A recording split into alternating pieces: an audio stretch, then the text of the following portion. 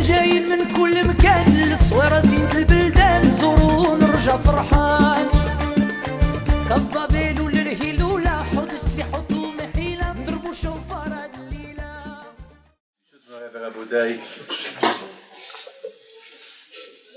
Bichot de Moshe Pinto.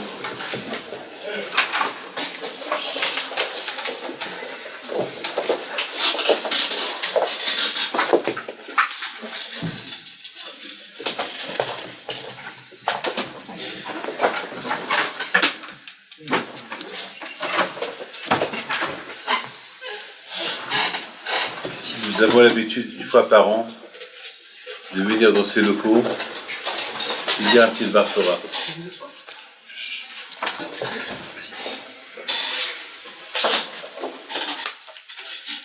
Alors ce Dvar Torah est soir pour votre réussite et la réussite de Torah d'Israël là où ils sont.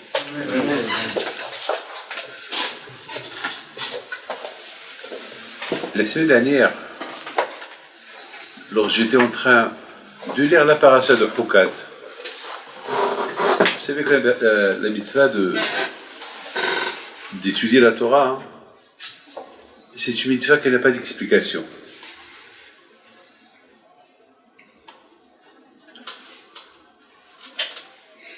Il y a beaucoup de choses qu'on ne comprend pas dans la Torah, mais Zot Chukat Torah.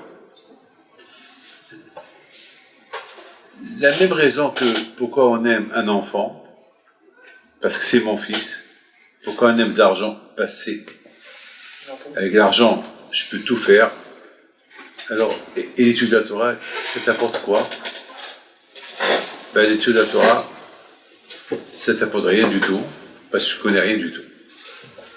Mais si tu sais c'est quoi la Torah, tu vas voir que ça va t'apporter plus que l'argent, plus que tes enfants ils t'apportent. J'ai lu une super histoire de Rabbi Eliyahu Lopian à la Vachalom. Lorsque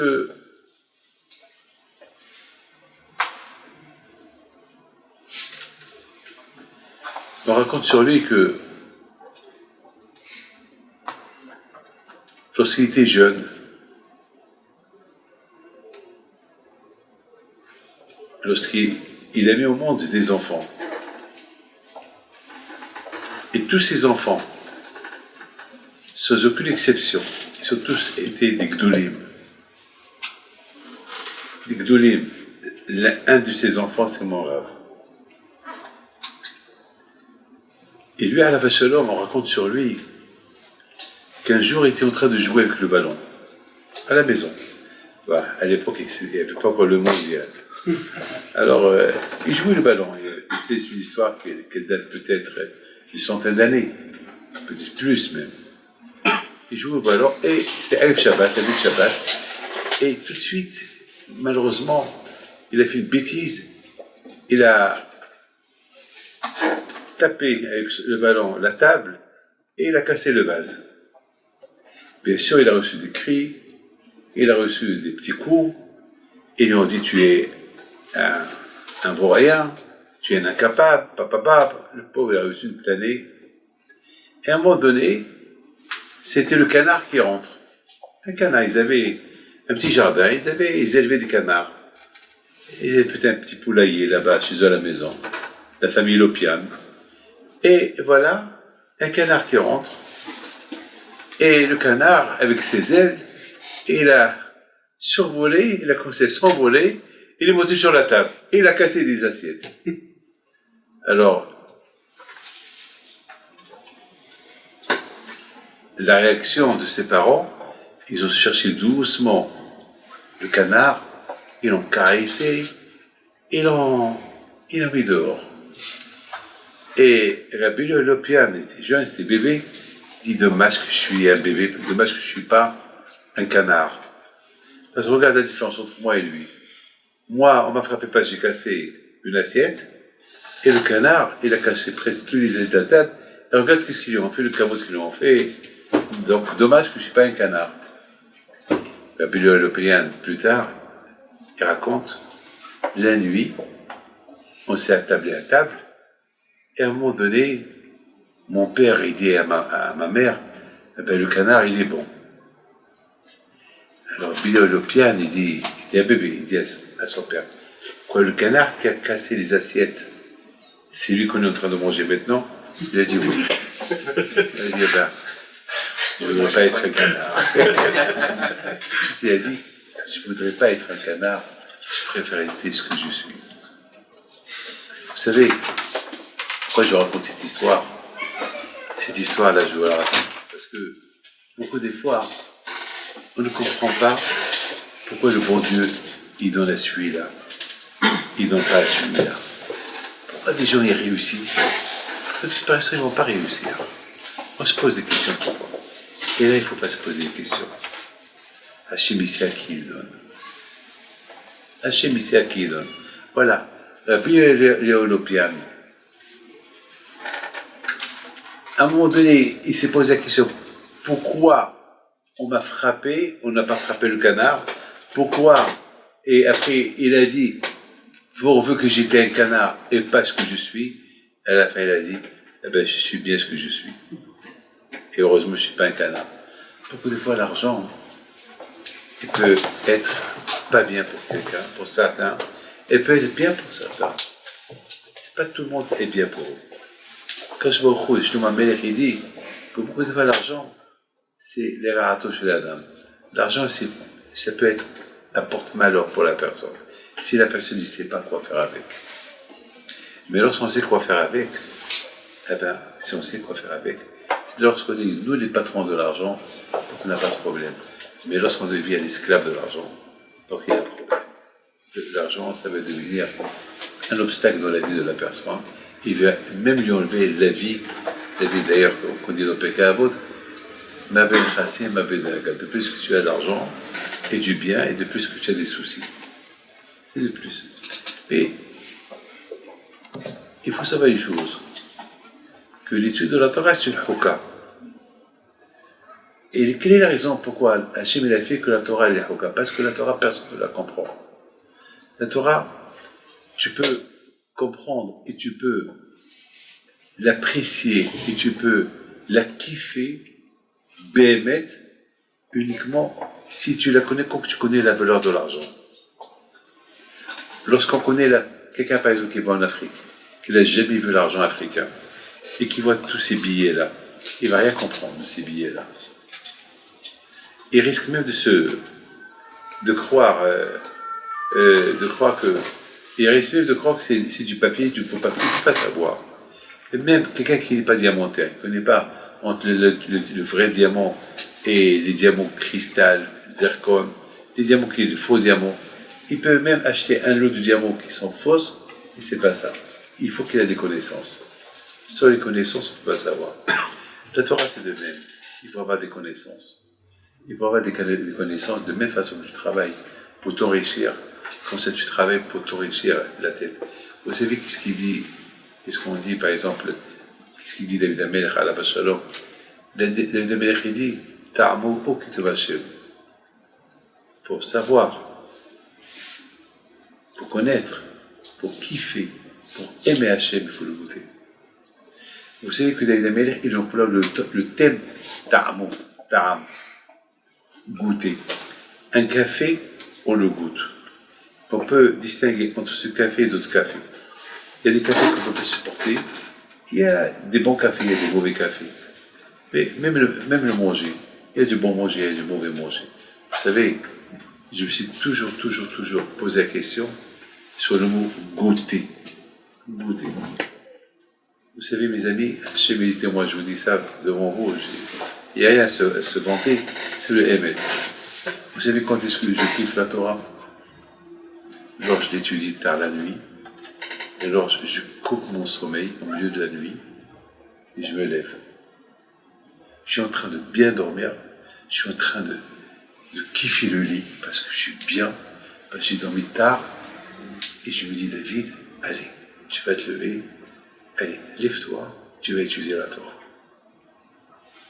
Et tu vas écrire. Hachem et les témoins, c'est les meilleurs moments de ma vie. C'est les meilleurs moments de ma vie. Mais pour arriver à ça, il faut qu'il y ait déjà une hakdama. Un préambule. Hein? Il faut qu'il y ait déjà une agdama, quelque chose qui s'est passé à l'avant. Et qu'est-ce qui s'est passé à l'avant pour aimer la Torah? Eh bien, ce qui s'est passé à l'avant, c'est que mon père, Shalom, il m'a donné le goût de la Torah. Il me l'a donné. Parce que la Torah, personne ne la comprend. Mais la Torah, il dit Zot Hokat la Torah. C'est ça la loi de la Torah. La loi de la Torah, on ne sait pas pourquoi il faut l'étudier. Parce que les mecs, il n'y a pas de raison pourquoi je dois l'étudier. Je la connais. Le Eka, c'est d'étudier la halakha. Que je vais étudier les halakhot, par exemple, de Shemitah. Parce qu'il y a des halakhot aujourd'hui qui n'existent pas. Pourquoi je vais perdre le temps pour les étudier? Quelle est la raison que je vais étudier Yovel, Ma'asrot, les halakhot de Beth Amikdash, les halakhot de Kohanim? Est-ce que j'ai besoin de tout ça? J'ai pas besoin de tout ça. Et Ibamot, un homme qui est mort, il n'a pas laissé d'enfant. Qu'est-ce que j'ai besoin de tout ça? Ouais, par exemple, laisse les Dayanim. Eux, ils vont y aller à la chôte, eux, ils vont nous laisser là. On va vivre la vie. Non, on te dit, non, il faut l'étudier. Quelle est la raison? C'est quoi?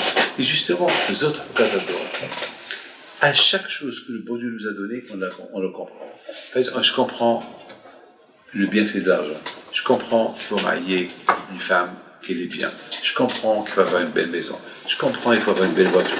Je comprends, mais je comprends qu'il faut avoir des plaisirs à gauche et à droite. Mais étudier la Torah, pourquoi? Je ne comprends pas. Alors la Torah te dit Zot Hokat Torah. C'est ça la loi de la. C'est une loi que tu ne peux pas comprendre. Tu ne pourras jamais la comprendre. Mais uniquement tu l'apprendras si tu l'étudies. Et si tu te comportes dans l'étude de la Torah, comme tu te comportes pour comment gagner de l'argent, là tu vas la kiffer. Et non seulement tu vas la kiffer dans ta vie, mais c'est ça ce que tu vas trouver après 120 ans. Il y a ça. Zot Hokat Torah. Il n'y a que ça. D'ailleurs, même Bil'am HaRasha, lui qui était un prophète plus important que Moshe Rabbeinu, Bil'am HaRasha, qui ne le connaît pas, Bil'am HaRasha, il dit dans le Yaharot de Vache, Rabbi Yonatan Eibshis, alav Shalom, il dit que de toutes les brachot que Bil'am HaRasha il a béni les Juifs, la seule bracha qui est restée, c'est lorsqu'il a dit Matuvo Alecha Yaakov. Il a dit c'est extraordinaire cette Torah que vous êtes en train d'étudier.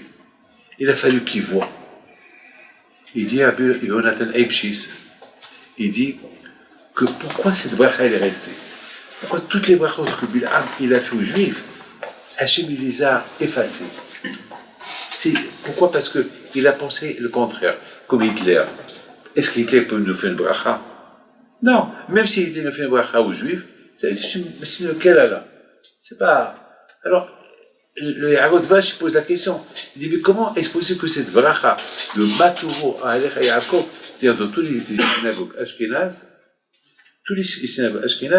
il y a cette bracha-là de Matuvo à Alecha Yaakov. Quelles sont belles tes tantes? Aïe, c'est la Torah. Aïe, grâce à la Torah, vous avez la Shrina. Et qui a dit ça? Bil'am. Et ça, il est resté jusqu'à maintenant. D'ailleurs, chez les Oranais, dans les synagogues, ils chantent Matovo Oral. Et c'est qui a dit cette phrase-là? C'est Bil'am. Il dit, Yonatan Eibshis, il dit que Bil'am HaRasha, il a compris que cette bracha-là, que la Torah, c'est une bracha non seulement pour les Juifs, même pour les Goïms. Ça apporte même un bien pour les Goïms. C'est pour ça, Bil'am HaRasha, il a dit, mais c'est super, c'est beau. La Torah, lui-même, il a commencé, il a vu les Juifs, il les a vus dans leur tente, il les a vus comment ils sont en train il n'y avait pas de vis-à-vis entre eux, et chacun ne connaît pas ce qui se passe à l'intérieur de la maison. Les Juifs, ils étaient bien dehors, ils sont bien dedans. Ils étaient émerveillés. Mais qui comme vous? Et Hachem, il a vu ça. Il a vu que Bil'am, à cette époque, il a dit, mais cette Torah-là, elle est bien pour eux, et elle est bien pour nous aussi. Même nous, les Goïms, comme ça dit Bil'am, elle est bien pour eux. Elle est restée. Comme ça, il explique Rabbi Yonatan Eibshis, alav Shalom. Il dit que, Berabotai, Qu'est-ce qu'il a alors? Maintenant, moi, je me pose la question. Qu'est-ce qu'il a vu? Qu'est-ce qu'il y a exactement dans la Torah? Quoi? On l'appelle la vie. Mais c'est-à-dire, prenons quelqu'un qui est athée. Il voit quelqu'un qui étudie la Torah. Et comment il va savoir que ce qu'il est en train d'étudier, c'est bien. Et pour lui et pour moi. Je me rappelle, il y avait quelqu'un, malheureusement, il est rentré au collège, il y a quelques années, à Lyon.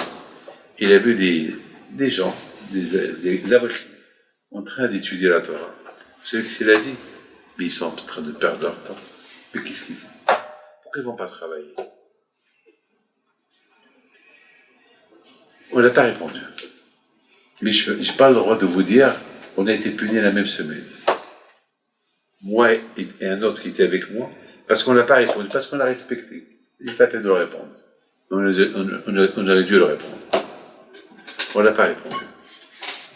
On n'a pas répondu. Mais on a été puni. On a une petite punition. C'est tout. Je ne peux pas rentrer dans les détails.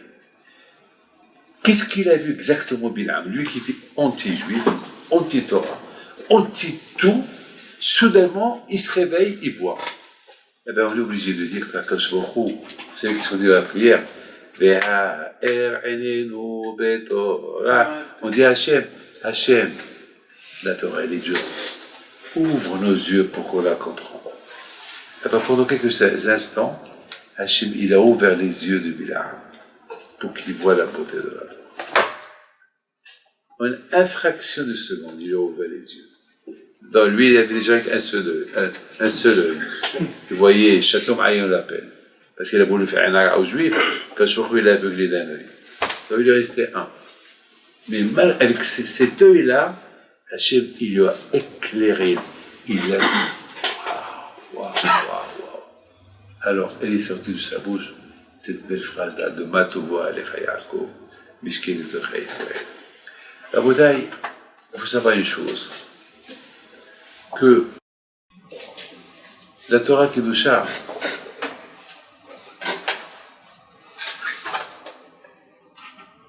l'étude de la Torah Kedusha, comme je vous expliquais tout à l'heure, ça Hok. Hok, c'est, vous savez, brûler un feu rouge, c'est interdit. Pourquoi? Parce que tu peux tuer quelqu'un. C'est compréhensible. Tuer quelqu'un, voler quelqu'un, on comprend, c'est pas bien. On comprend. Critiquer quelqu'un, on comprend. Mais s'asseoir et étudier, c'est quoi? Ah ben Hachem, étudie David. Je suis en train de te donner le plus beau plaisir du monde. Découvre-le. Les gens, à tel point que la Gemara, elle raconte et dit que si même les non-juifs, les Homot Haolam, s'ils pouvaient savoir le bénéfice que la Torah peut apporter, eux-mêmes, ils vont venir nous réveiller pour aller à l'Yeshiva étudier. Akadosh Baruch Hu nous fait un service, bien bête, hein. C'est un service, parce que nous, on croit que le kiff, le plaisir, c'est l'argent. Le plaisir, c'est les vacances. Le plaisir, c'est s'asseoir et boire. Le plaisir, c'est vrai. Tout ça, c'est des plaisirs. C'est vrai. Mais c'est des plaisirs de quelques heures. Des plaisirs d'une vie. Des plaisirs d'un séjour. Le plaisir, mais plus tard, ça ne va pas être des plaisirs. Plus tard, il n'y aura plus ces plaisirs. Donc, quel plaisir il y aura plus tard? Le Torah. Quel plaisir? Ah ben, la bouteille, le plaisir, c'est la Torah. Mais pour ça, il faut un effort. Il faut un effort. Pour tirer le plaisir de l'argent, il faut le gagner. Pour tirer le plaisir de la Torah, eh bien, il faut l'étudier. Et c'est comme ça. Et Hachem, il a donné à Bil'am Aracha, on a une fraction de seconde pour que lui comprenne, pour que lui nous dise. Mais comment David Pidot, je vous dis, si Bil'am, il a compris, comment moi je ne vais pas comprendre? Eh bien, la différence, c'est que Bil'am, Hachem, il a éclairé les yeux. Comment il peut t'éclairer les yeux? Si tu veux, assis-toi, il va t'éclairer, tu vas comprendre. Et c'est facile. La bouteille, c'est ça la bouteille. On est en train de lire ces parachutes là, qui sont spectaculaires. Vous allez lire comme ce qu'on a lu la semaine dernière, Comme les Bnei Israël, tout le monde se pose la question, comment les Bnei Israël sont arrivés à faire une grosse avéra, d'aller avec des goyotes et d'aller faire l'Aboud Zara. Mais c'est de la folie. Et en plus, ils sont partis chez les Midianites pour acheter du tsemer, du tissu, pour faire talit katan. Et qu'est-ce qu'ils font? Ils vont avec eux. Ils boivent du Nesser. Mais comment est-ce possible une chose pareille? Comment? Vous comprenez une chose pareille? C'est dur de comprendre ça. C'est dur. C'est dur. C'est très dur. Alors, il faut savoir une chose que nous tous, on doit savoir que on dit Habatala, Bibi al-Dishamoun. Lorsqu'on ne fait rien du tout, lorsqu'on s'assoit sans rien faire, eh ben, tu finis par devenir fou, tu finis par faire des bêtises. Qu'est-ce que vous voyez les gens qui sont à la maison? Avec ils ont un iPhone dans leurs mains, un smartphone, ou l'internet, ils jouent. Il n'y a rien à faire, ils passent le temps. Qu'est-ce que vous voyez les gens dans l'avion pendant 5 heures de vol? Qu'est-ce qu'ils font? Ou 15 heures de vol? Eh bien, les films, ils vont jouer, et après. Qu'est-ce qu'ils vont faire les gens dehors? Aujourd'hui, il y a toujours des occupations. Je vous pose des petites questions, vous tous, vous voulez bien vivre. Tous, chacun veut les vivre. Pour ceux qui ne croient pas, ils savent que la vie qu'ils vivent, c'est une vie, et après ils vont mourir, et c'est fini pour eux, c'est fini. Donc tant qu'ils sont vivants, ils veulent profiter. Mais nous les Juifs, on sait qu'il y a la vie après la mort. Nous maintenant, il faut qu'on soit un peu conscient. Ici, lorsqu'on n'a rien à faire, qu'est-ce qu'on fait? On joue. Ou pas? On passe le temps. On passe le temps. D'accord. Mais là-haut, toi qui veux vivre, tu es croyant. Tu sais qu'après 120 ans, tu vas aller quelque part. Qu'est-ce que tu vas faire là-bas? Ça, les gens, ils n'ont pas envie de poser cette question. Et c'est ça ce qu'on appelle Bo'o Heshbon. Bo'o Heshbon. L'Hashov Heshbono Shel Olam. C'est quoi Bo'o Heshbon? C'est-à-dire que le juif, il doit prendre conscience. Et l'Hashov, il prend conscience. Heshbono Shel Olam Abba. Le Heshbon, qu'est-ce que tu vas faire? Toi qui crois à la vie, toi qui sais qu'il y a la mort après la vie, qu'il y a la vie après la mort, qu'est-ce que tu vas faire après? Le business, il n'y a pas. Vendre des photocopies, il n'y a pas. Quoi? Faire quoi? Vendre quoi? L'hmer, il n'y a pas. Il n'y a rien. Alors faire quoi? Te marier, il n'y a pas. Les vacances, il n'y a pas. Il y a quoi? Il y a quoi? Bébé, beaucoup de fois, vous savez, lorsque je pose cette question aux gens, vous savez ce qu'ils me font? Ils me font comme ça. Comme l'âne qui bouge de la tête. Il me fait comme ça. Voilà. Mais il dit, qu'est-ce que tu vas faire? Après, je vois, pour ne pas qu'ils croient que je l'insulte, non, jusqu'à 120 ans, jusqu'à 122 ans, si tu veux. Voilà, tu vas vivre 122 ans, 200 ans, et là.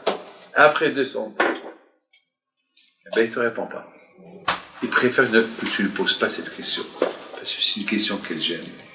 C'est une question qui va changer complètement la vie de la personne. C'est une question qu'elle gêne. Alors, je voudrais vous montrer quelque chose. Vous savez qu'après 120 ans, on arrive à Gan Eden. À Gan Eden, il y a une porte. Pour ça, on dit, c'est au Sheharim ou à Shechem, pour ça, les malachim que tu as créés dans ta vie, eh ben, ils vont dire aux portes, allez, ouvrez, il y a un tzaddik qui veut rentrer. Première question qu'on lui pose avant qu'il rentre, est-ce qu'il a étudié la Torah? La première question qu'on pose à la personne, après 120 ans, la première question, et après on va le juger. Après le jugement déjà, on lui pose cette question. Et si on a sa réponse, on va le juger. S'il dit oui, j'ai étudié, heureux celui qui vient là avec ce Talmud. Alors déjà, il n'y a pas de question à lui poser. Parce que celui qui étudie la Torah, celui qui kiffe la Torah, c'est qu'il n'a rien fait dans sa vie. C'est que dans sa vie, il a fait que les mitzvot. Donc déjà, le jugement, il est réduit à 50%. Mais s'il dit non, alors là, ils vont approfondir son jugement. Admettons qu'il a fait des grandes mitzvot dans sa vie. Et il ne mérite pas Guéhenam. Donc il mérite Gan Eden. Mais étant donné qu'à Gan Eden, il n'y a là-bas que des gens qui étudient la Torah. Donc tu vas t'ennuyer. Tu vas rentrer, tu vas t'asseoir avec eux, tu vas entendre, mais tu ne vas rien comprendre. Vous savez que l'ennui, c'est pire que n'importe quoi. Alors, comment que tu as Gan Eden et tu t'ennuies? Parce que le kiff de la Torah, et le goût et le plaisir de la Torah, c'est là-haut. Mais il faut déjà la kiffer et l'apprécier ici. Comme vous aimez la Torah, comme vous qui appréciez la Torah, comme vous faites beaucoup des efforts pour étudier la Torah. Vous, après 120 ans, si Dieu veut, ben vous allez kiffer, vous allez voir, être attaché. Voilà, c'est ça. Et c'est la raison pourquoi la Torah, elle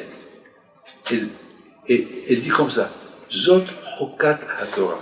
La Torah, c'est une loi que personne ne comprend. Pourquoi? Quelle est la raison? Pourquoi je vais l'étudier? Mais ça va m'apporter quoi? C'est vrai. Ça va t'apporter quoi? Eh ben, répondre à cette question, je dirais tout de suite, j'ai pas de réponse à te donner. Mais si tu veux, étudie-la. Entre vous et moi, les gens, ils sont riches. Mais l'argent, il est à la banque. Après tout, qu'est-ce qu'ils ont besoin? De quoi manger. Qu'est-ce qu'ils ont besoin? Une maison. Alors, stocker, tu sais bien que c'est pas l'argent qui va te vivre. Alors, finalement, tu gagnes quoi? J'ai beaucoup apprécié Youssef Hatzadik. Youssef Hatzadik, j'apprends de lui quelque chose de magnifique. Lui était le patron de l'Égypte. Tout le monde lui apportait de l'argent. Il vendait à tout le monde. Et lui, c'était le Baal Habayit. Parce que celui qui vendait à sa place, la récolte, elle pourrissait. Donc, tout passait par lui. Donc, lui recevait. Cet argent, il devait être à lui. Et qu'est-ce que la Torah dit? Il y avait ta kesef, beta paro. Il a porté cet argent à la maison de Paro. Pourquoi la maison de Paro? Prends-les pour toi. Prends 10%, prends 20%, prends 30%, prends tout même. Non. C'est pas ça qui va. C'est pas ça qui va me donner. C'est pas ça qui va me donner le plaisir. Non. Et c'est quoi le plaisir? La Torah. La Torah Kedusha. Vous savez, je me suis posé la question, je termine, avec, comment il s'appelle, Bilam. Bilam, c'est un grand prophète. Je peux vous poser une question sur Bilam. Bilam, tu es aussi prophète que Moshe Rabbeinu et plus fort que Moshe Rabbeinu. Mais Bilam, mais ça suffit. Arrête. Mais tu vois, il a vu Mashiach. Il a tout vu, hein. Il a vu toutes les guerres. Il a vu la fin, jusqu'à la fin des temps. Il a vu tout sur Abraham Abinu, tout sur Yitzhak, tout sur Yaakov. Il a vu la destruction de Beth Amikdash. Il a tout vu. Alors, fais tes chevaux. Fais tes chevaux. Allez, fais comme qu'il a fait ton copain. Qu'est-ce qu'il a fait son copain Yitro? Il a vu les miracles d'Hachem, il s'est converti au judaïsme. Qu'est-ce qu'il a fait Paro? Paro, il a vu la vérité, qu'est-ce qu'il a fait? Mais comme Hachem. Il y a ceux qui disent que Paro, il a fait une grande teshuva et les portes du ciel ils sont ouvertes et Paro il est rentré vivant à Gan Eden. Fais comme eux. Non. Pourquoi? Quelle est la raison? Qui a empêché Bilam de changer? Il y a deux raisons, il y a deux réponses, j'ai pensé. Premièrement, avant que je pose des questions sur lui, et on se la pose sur nous. On se prenait ce que Bilam sait, sur Dieu, nous aussi on sait. Est-ce qu'on a changé? On change, une petite barbe, on fait quelque chose. Mais au fait, il y a beaucoup de choses qu'on fait comme que Bilam. Beaucoup de fois on se pose des questions sur les autres, mais avant de se poser des questions sur les autres, pose-les sur toi. Et c'est ça la bouteille. C'est ça qui nous fait croire qu'on est des tzadikim. Parce que toujours on se pose des questions sur l'autre. On ne se pose pas des questions sur l'autre. Toujours on veut voir est-ce que l'autre il est riche, est-ce que l'autre il est tzadik, qu'est-ce que l'autre il fait. Mais regarde-toi, qu'est-ce que toi tu fais. Vous savez que, j'ai vu dans un livre qui dit, je crois que c'est Albert Aaron Kotler qui dit ça, pourquoi le bon Dieu nous a donné 2 yeux? Pourquoi Dieu ne nous a pas donné un seul œil? Pourquoi on ne peut pas voir avec un seul œil? On peut. Moi, tout à l'heure, il est venu chez moi quelqu'un, une femme, la pauvre, elle n'a pas vu la vue d'un œil, mais elle voit bien avec l'autre. Alors, pourquoi pas? Hachem, il a fait qu'on a 2 yeux. Une, pour que tu vois ton copain avec un bon œil, et une pour toi. 2, il a donné une pour l'autre. Au lieu que tu vois toujours le côté négatif de l'autre, eh bien, pour que en toi tu vois toujours le côté positif, regarde l'autre aussi avec le côté positif, pas négatif. Et je pense, d'après ça, j'ai répondu à une grosse question, pourquoi Bilham, il était aveugle? Parce que Bilham Aracha, il se voyait que lui. Il ne voyait pas l'autre. Alors quand je lui ai dit, puisque tu vas mal l'autre, alors je t'aveugle, ces deux-là que je t'ai donné, au lieu de voir bien les autres, tu vois que le mal chez les autres. Alors, quand je lui ai enlevé cet œil-là, et à Bretagne, je termine, j'ai vu dans un Baal Moussa qui dit comme ça, il dit qu'il y avait une fois une équipe de femmes qui, entre femmes, ils se sont réunies pour manger, et la Baal Tabaït, il leur a fait un beau gâteau, un très beau gâteau. Le gâteau était là, et toutes les femmes, ils ont dit, quel gâteau, super. Tu peux te donner la recette? Pas de problème, voilà la recette. Le lendemain, une femme qu'elle appelle, tu t'es moqué de nous, tu nous as donné la fausse recette. Parce que le gâteau que tu nous as donné hier, il était très bon. J'ai fait le même gâteau, et le gâteau,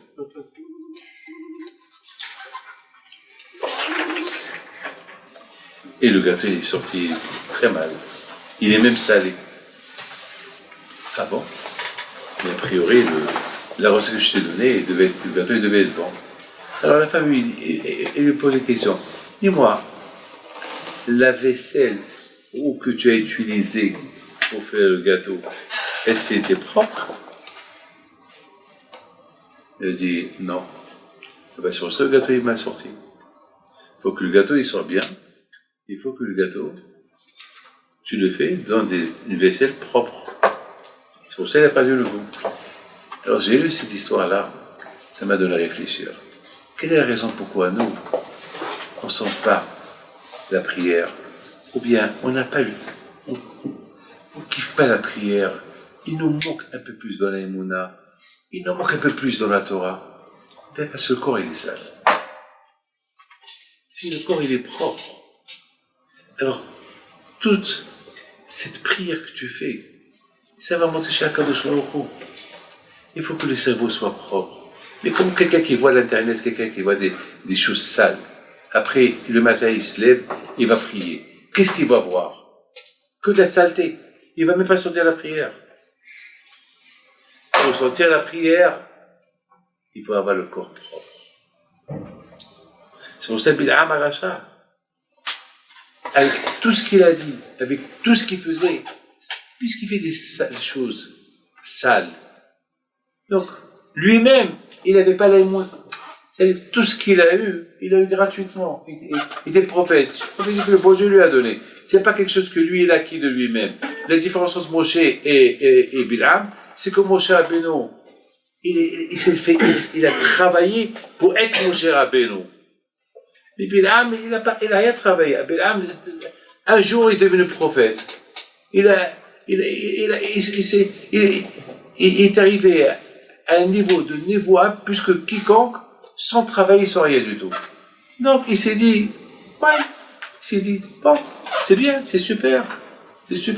Donc, il est resté le même, avec un corps. C'est la raison pourquoi Bilham Aracha, on l'appelle Bilham Aracha. Même, vous vous rendez compte, mais j'allais pleurer Shabbat. Lorsqu'il a dit Bilham, il parlait avec Balak, il dit, Hachem Elok, ce que Hachem, mon Dieu, me dit de dire, comment tu dis qu'Hachem c'est ton Dieu? Avec tout ce que tu es en train de faire, tu lui dis que Hachem il est ton Dieu, eh bien, il était convaincu que Dieu c'était, Hachem c'est son Dieu. Pour que je lui dise que Hachem il est mon Dieu, il faut que je croie en lui, il faut que je le suis. Comment tu dis Hachem c'est ton Dieu alors que tu te comportes de... Il était convaincu que Hachem c'est son Dieu. C'est la folie. Et ça, mes amis, chacun de nous peut arriver à ce niveau-là, à cette madriga-là, à cette madriga d'être ou comme Moshe Rabbeinu, ou comme Bilam. Ou comme Moshe ou comme Bilam. Donc Rabotaï, il a compris Bilam, les autres ont qu'à ta Torah. Il n'y a rien à comprendre. Tu veux kiffer la Torah, il faut l'étudier. Il faut agir dans l'étude de la Torah comme tu fais pour gagner de l'argent. Pour gagner de l'argent, on va essayer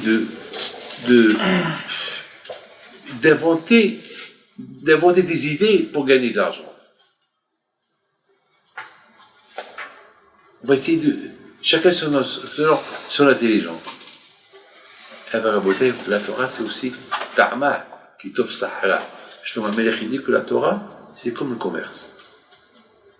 Il dit Shlomo HaMelech, pour que tu trouves des diamants, il faut creuser en profondeur. Et tu vas trouver de l'or et des diamants.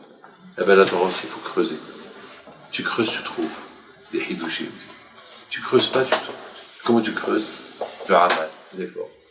Les amis, j'ai terminé, mais je vais vous raconter une super histoire, très belle histoire, de Yimuna. J'ai la lettre, j'ai dans ma valise. Il y a une femme d'Ashdod. Elle habite dans la Shkuna, dans là où on habite, à Ashdod. Vous êtes là, Yeshiva et tout. La veille de Pessah, elle s'est cassée la main. Elle a glissé, elle s'est cassé la main, donc ils lui ont mis le plâtre. Elle me raconte, hein. Et il dit à son mari,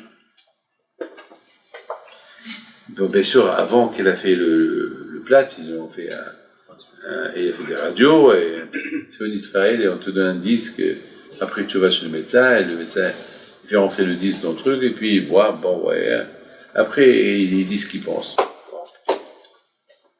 Elle va, et dit à son mari, tu te rends compte? Dans 4 jours c'est Pessah, et j'ai encore rien fait à la maison. Alors son mari dit, bon, on va t'aider, on va t'aider. Comment je vais faire? Comment je vais avec une seule main?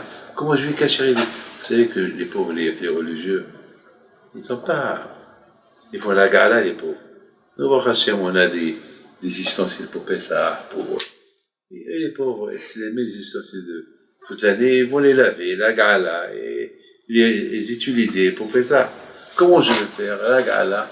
Alors il lui dit, je vais t'aider. Comment tu vas m'aider? Mais toi, tu es obligé d'aller au collège, étudier. Pour gagner un peu plus d'argent, il faut qu'ils étudient un peu plus pendant les vacances du mois de Nissan. Il dit à son mari, j'ai une idée. Quoi? Je vais aller pèleriner Bimoshe Aaron Pinto. Il lui dit, et alors, tu vas gagner quoi? Ben, je vais prier. Et il appelle pour elle, elle dit, bon, il fait chaud, ben, je vais marcher avec toi, je vais t'accompagner. Il l'accompagne parce qu'ils habitent en face du cimetière. Ils vont au cimetière. Et voient la bibliothèque qu'il y a dans le cuvert de mon père, où il était lié, c'est pourri, était sale. Il dit à son mari, bon, je vais les nettoyer un peu. Il dit, comment tu vas faire? Ça va, je vais m'arranger. Elle va, elle cherche des chiffons, elle nettoie, elle arrange. Après, elle va chez mon père, elle lui dit, bon, chez Aaron, Pessah, il approche. J'aurais pu faire un peu plus ce que j'ai fait ici, mais ce que j'ai fait, je l'ai fait avec une seule main. Envoie-moi la réfouache les mains, pour que je trouve mes 2 mains. Ce mari, il arrête pendant qu'il prie. Parce que dans le cimetière, il y a le côté des femmes, il y a le côté des hommes. Mais à l'entrée, tu peux même voir ta femme si elle prie. Il lui dit, mais tu dis des bêtises. Qu'est-ce que je suis en train de dire? Tu as une main cassée. Il a dit, je sais. Mais il y a Hachem, quand il me l'a cassé, il peut me la refaire. Oui, il faut parler comme ça. De là-bas, il dit à son mari, je me prends faire une radio. Alors, qu'est-ce que vous dites? Qu'est-ce que vous dites? Ben oui. Son mari la prend pour une folle. Ben, il n'avait pas le choix. Il l'accompagne. Elle va chez les médecins. Il lui dit, qu'est-ce que tu veux? Je veux que tu m'enlèves et je veux faire une radio. Tu m'enlèves ce plat-là, je fais une radio. Je paye. Elle paye. Il enlève le plâtre. Et il fait une radio. Dommage. Tu vas refaire le plâtre. Et ça va te faire encore plus mal. C'est pas grave. Moi, il dit, voilà le disque. Là, il est chez les médecins. Le médecin, il la regarde. Il lui dit, Maïesh, il faut qu'il baisse. Où est le plâtre? Ben, justement, j'ai fait une radio. Ah ben, il y a une fente, c'est cassé. Regardez, c'est ma chère suite. Il fait rentrer le CD. Il dit, Martit, qu'est-ce qui s'est passé dans tes mains? Il dit, je sais pas, qu'est-ce qui se passe? Un CD. Il n'y a pas de fente, il n'y a pas de cassure, il n'y a rien. Maïa. Mes amis, si vous êtes en Israël un jour, je voudrais bien vous présenter cette femme-là qui vous montre tout. Parce que moi, jusqu'à maintenant, j'ai demandé qu'elle m'apporte le CD pour voir. Je veux les deux CD. Je veux le premier, je veux le deuxième. C'est pas que je ne crois pas. C'est des choses que c'est dur de les avaler. Mais après, j'ai aussi dit, David, mais pourquoi tu ne te poses pas la question, chaque seconde que tu respires, c'est un miracle. Tout à l'heure, il y a une femme qui vient chez moi, elle a fait une dépression. Pourquoi? Parce qu'elle a vu un monsieur qui passe, il lui a dit bonjour. 5 minutes plus tard, c'est sa copine qui lui dit, tu sais, monsieur Marciano, tel et tel? Il dit, oui, je l'ai vu il y a 5-6 minutes. Eh ben, il y a un arrêt cardiaque, il est mort. Il a eu une dépression.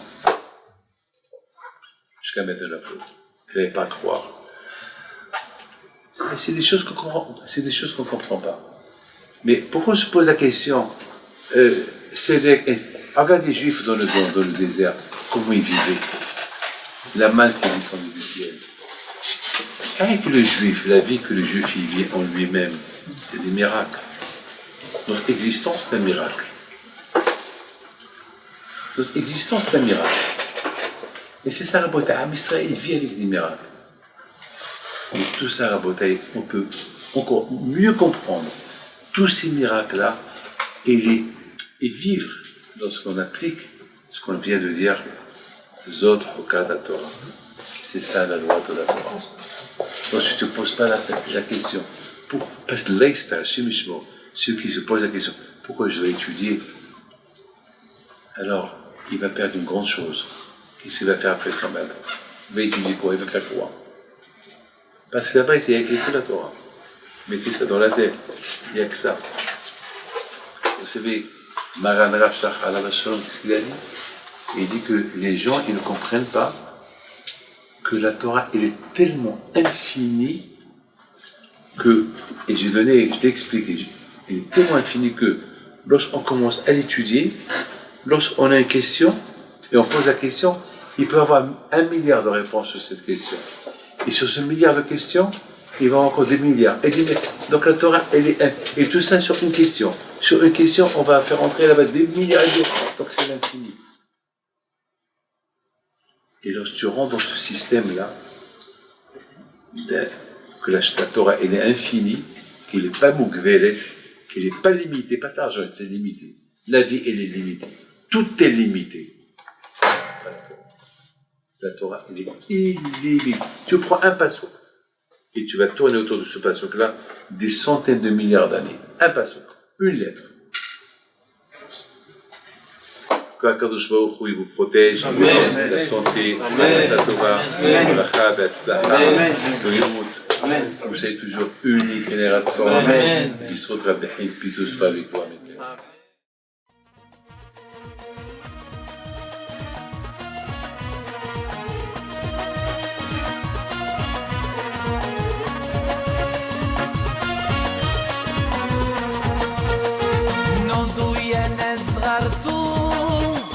على ربيع حيم بنتو وقف لنا زي